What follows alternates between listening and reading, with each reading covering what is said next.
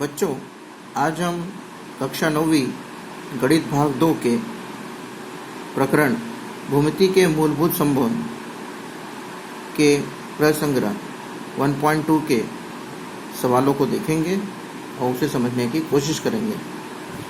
जैसा आप देख रहे हैं, यहाँ पर पहला सवाल दिया है, सारणी के आधार पर बताइए कि दिए गए रेखाखंड सर्वांगसम हैं या नहीं। सारणी में आपको बिंदु दी है ए, बी, सी, डी, ई।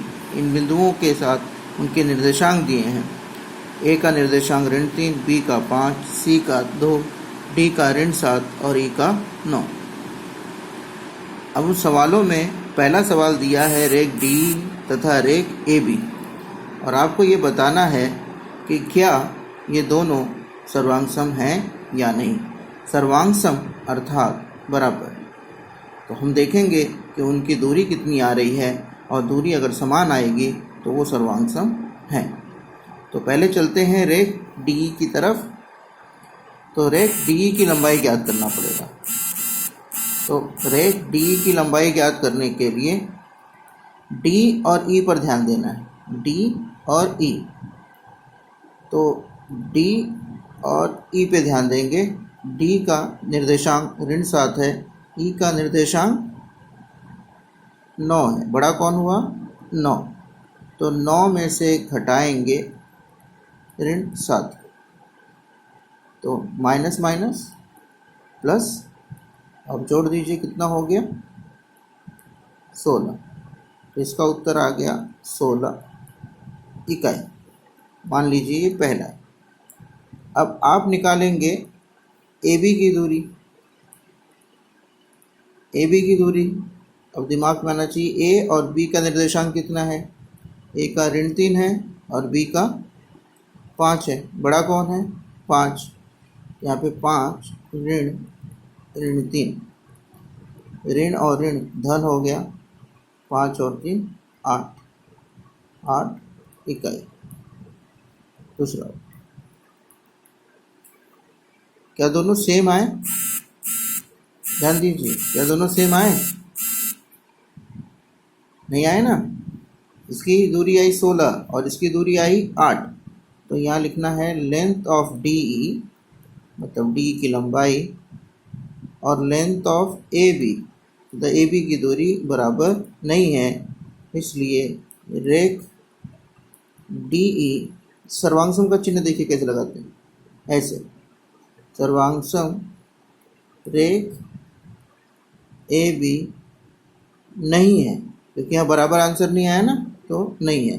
और ये आपको कहाँ से मालूम पड़ा? तो यहाँ लिखना है कथन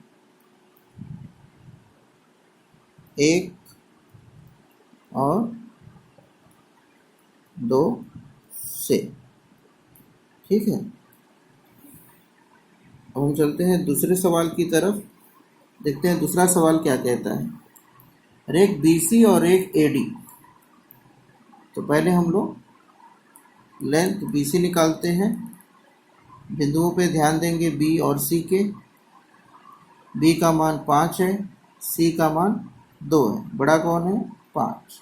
तो 5 में से 2 गया, उत्तर आ जाएगा 3 इकाई। फिर हम निकालेंगे AD की लंबाई। AD की लंबाई के लिए A और D का निर्देशांक देखेंगे।